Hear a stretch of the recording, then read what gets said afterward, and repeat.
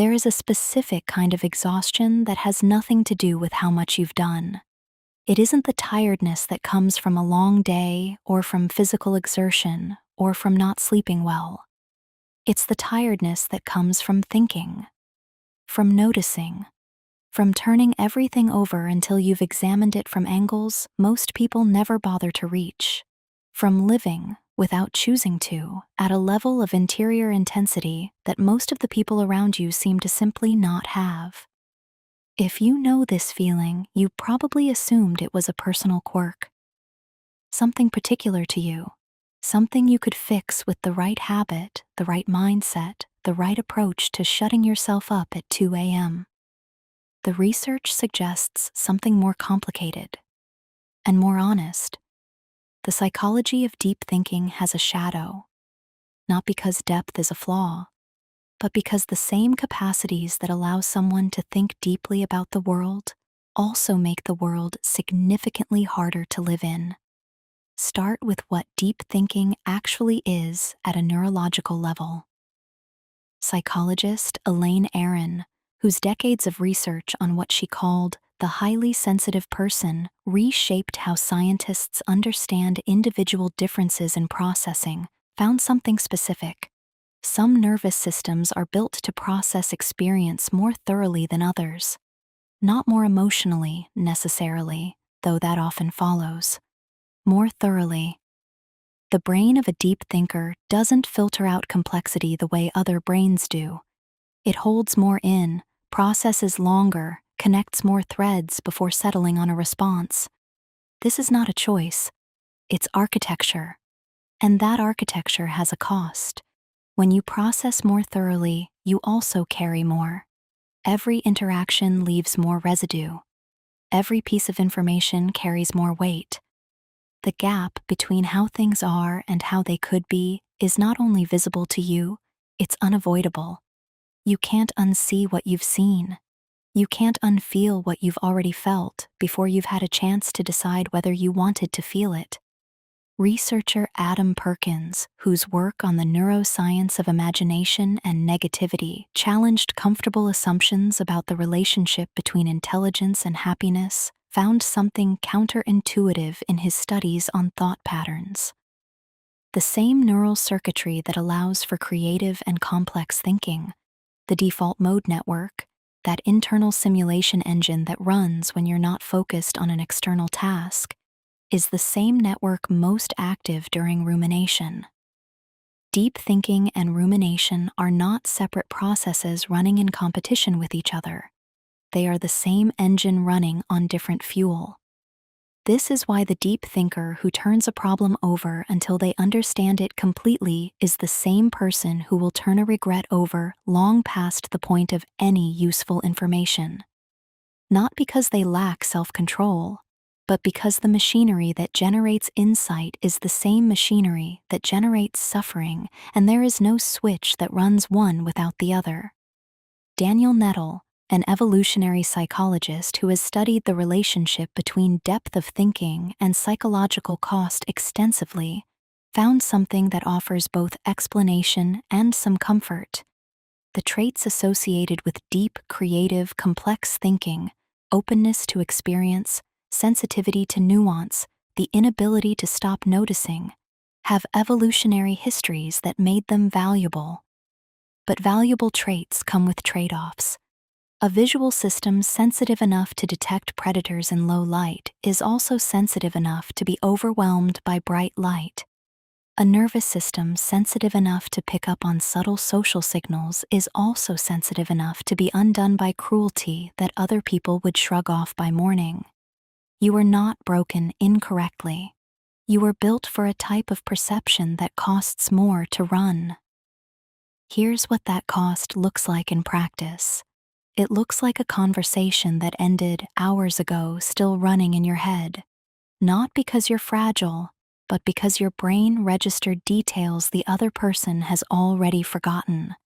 It looks like finding it nearly impossible to enjoy something simple without some part of your mind noting what's wrong with it, or what it connects to, or what it implies. It looks like being the person in the room who felt the tension before anyone else acknowledged it. who saw the outcome coming before anyone else was looking, and then had to sit with that knowledge while the event played out at normal speed. It looks like being 3 steps ahead and somehow still behind because the thinking never produces as much peace as it promises. There is a particular kind of loneliness that comes with this. It is not the ordinary loneliness of not having people around.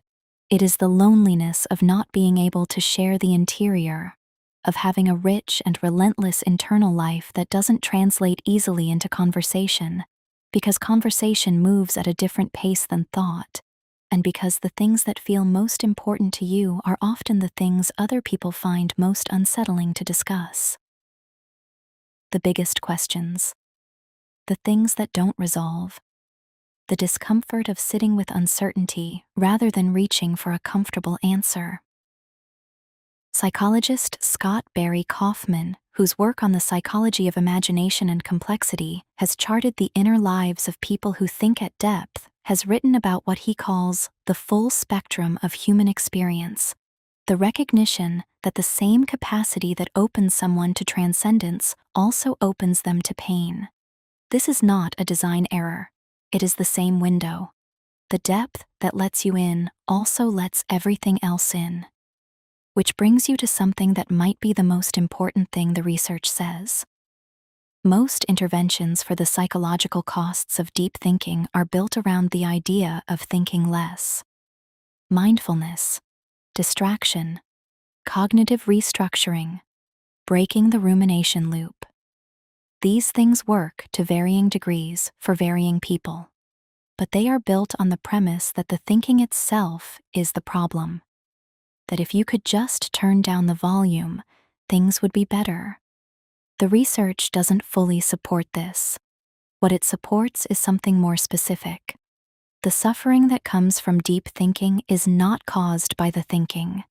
It's caused by the thinking without resolution, by the engine running without a direction, by processing power applied to problems that have no solution, or to questions that were never meant to be answered by thinking alone.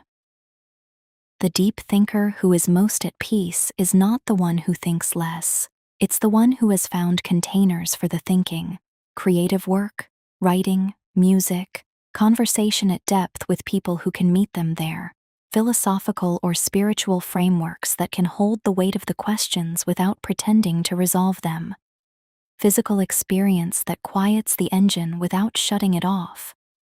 The suffering is not the depth. It's the depth without anywhere to go. This matters because it changes what you're trying to fix. If the problem is the thinking itself, the solution is to stop. If the problem is thinking without direction or container, the solution is to find the container. And those are different projects with different outcomes. You are not too much. You are not broken by the interior you carry.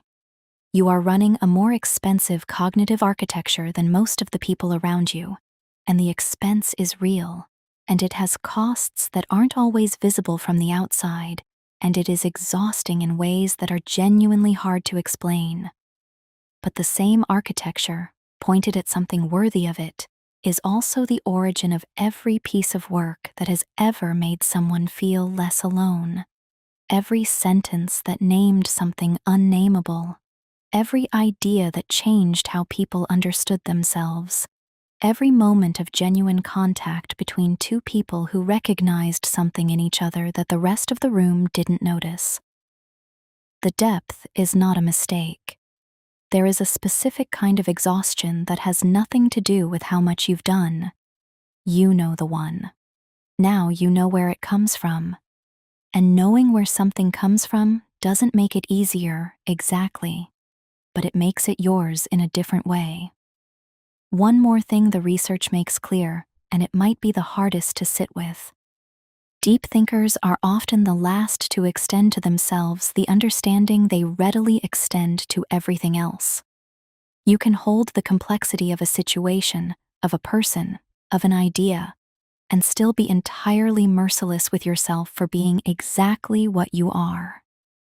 The same capacity that makes you perceptive about the world can make you a particularly unsparing observer of your own interior.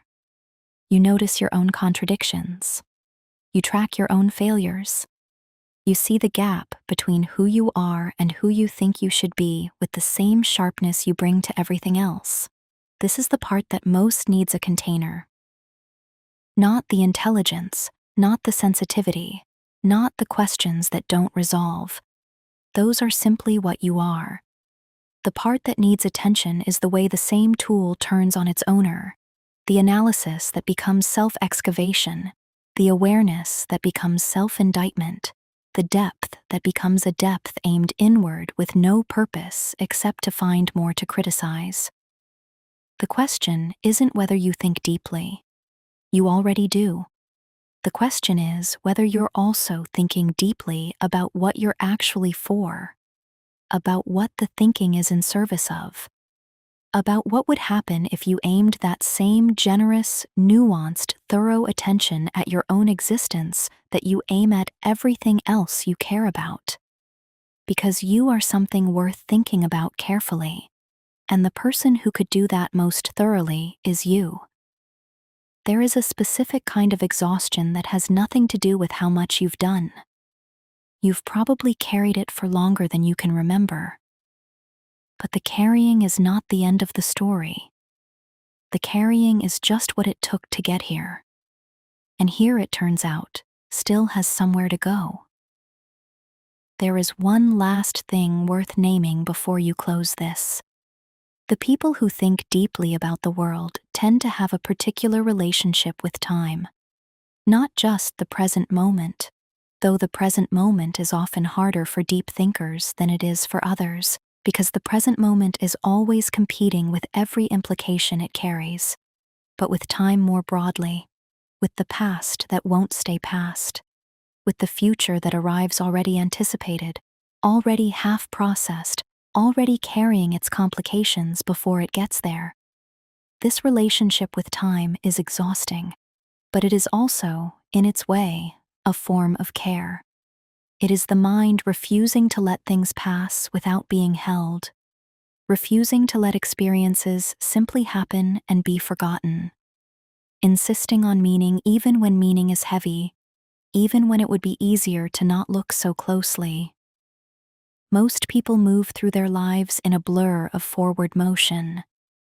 The deep thinker moves through theirs in something closer to slow motion, seeing every frame, unable to rush past the difficult ones. This is not pathology. It is a particular kind of fidelity to experience that the world needs even when it doesn't know how to thank the people who practice it. The exhaustion is real. And the thing that causes the exhaustion is also the thing that makes you necessary. You were not designed for ease. You were designed for depth. And depth, in the end, is what remains when everything superficial has been swept away. That is not a small thing. That is the entire thing.